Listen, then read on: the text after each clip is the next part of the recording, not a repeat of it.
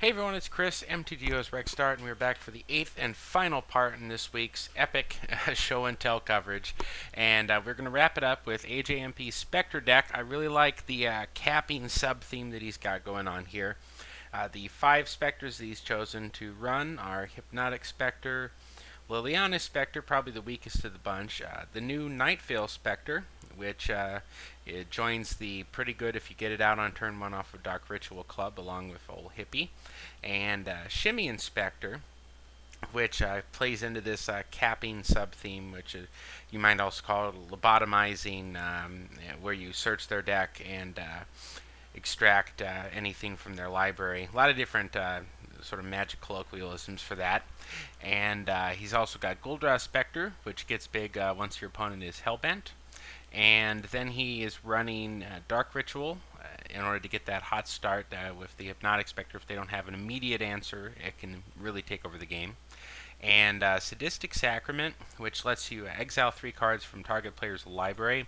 This can be extremely good against combo, and Dark Ritual into Sadistic Sacrament could, on its own, win games against a few of the sort of more broken combo decks that we tend to see on a regular basis that rely heavily on a few key spells. For instance, the whole Cephalid Illusionist deck tends to rely on being able to dread return something. You could easily take out all the key parts that allow it to do that just by turn 1 Dark Ritual Sadistic Sacrament. So Eradicate, which is part of the there was a cycle of these in Urza's block that killed something on the field. Sowing Salt was the other one that has seen play in Modern.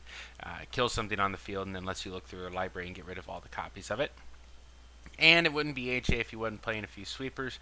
And why not Black Sun Zenith, since when you're running 4, it's kind of really like you're running 5. So that's the deck, and he's got Cabal Coffers here, which he didn't have a lot of high mana stuff apart from the Black Sun Zenith. But you will see in the replays that he does is able to kick a Sadistic Sacrament by using it, and also on turns where he needs to play a couple of different spells at once, the Coffers enable him to go off. It does have the potential to hang you up on mana if you don't have an Urborg and you need to hit a drop on time, but seem to be worth the cost here. So let's see how he does. Here he is playing against Mia Hitler's White Weenie Soldier deck, which you saw me defeat in part 4 of this week's video.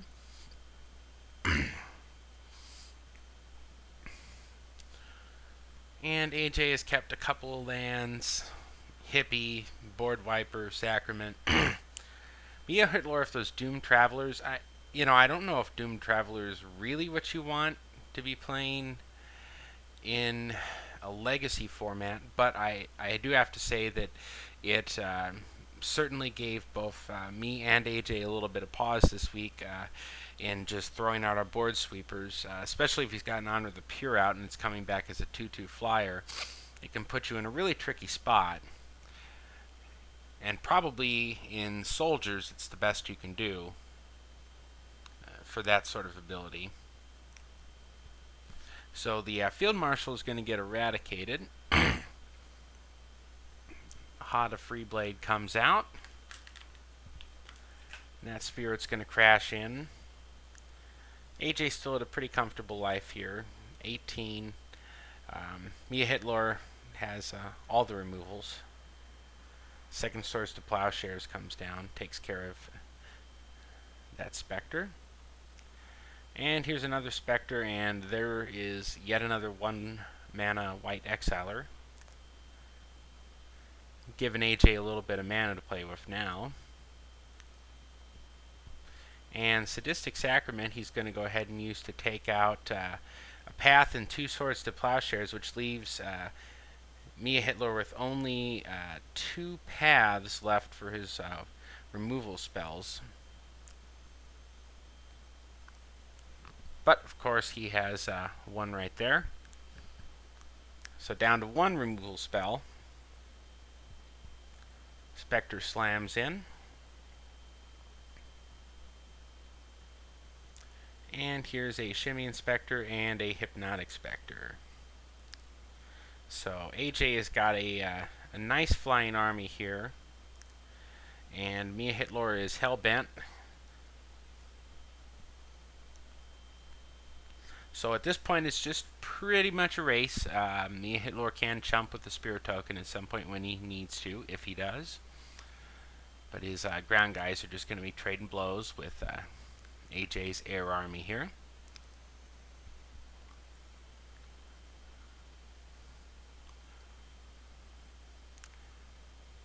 And AJ is going to decide here to, I think he Black Suns, yes he does, and throws out the Gul'Dra's Specter. The only thing that's really going to take care of that, well, Spectral Procession will get him back in the game. He has one removal spell left. Here's Spectral Procession, of course, so that AJ immediately has to start fighting through this now. But Mia Hitlor not able to top deck the out to that one, so that will take care of that game. Now we're going to look at game 2 between AJ and Mia Hitlor.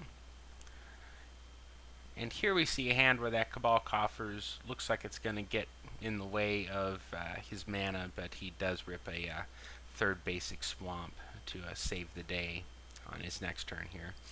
Blade Master coming down, beaten in.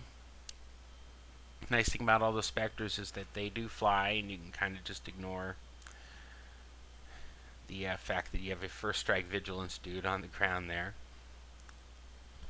Honor of the Pure comes in, and Nightveil Specter gets Swords to Plowshared. And a big beefy army puts AJ all the way down to 11 pretty quick. And we have an Eradicate coming down on the Blade Master, taking all of them out. But the Spirit Army is going to push AJ down to 5. Mia Hitlor down to 2 cards in hand, though. And that Coffers there is going to enable 2 plays. Nightveil Specter and a Hippie, and the Nightveil Specter gets taken out.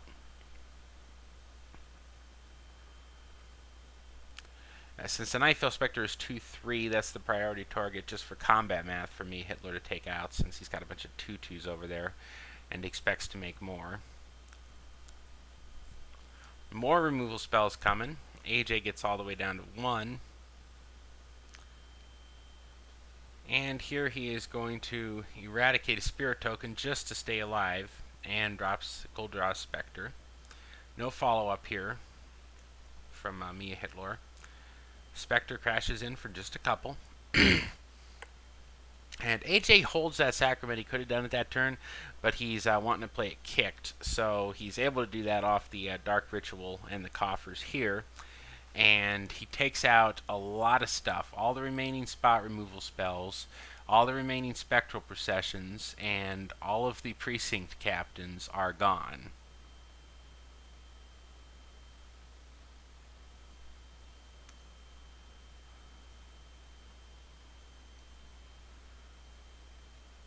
Hot of Freeblade comes down. Of course, any threat that comes in here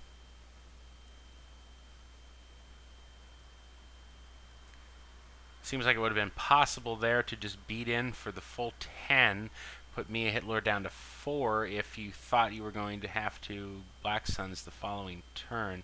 You could have just done it there.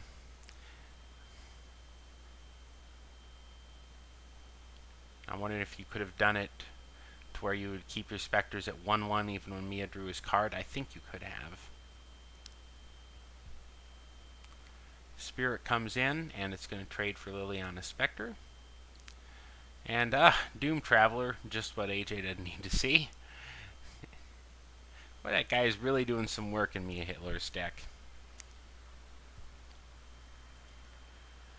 So Gul'Dra's Specter has to trade, and those Doom Travelers have just attrition battled AJ out of this here.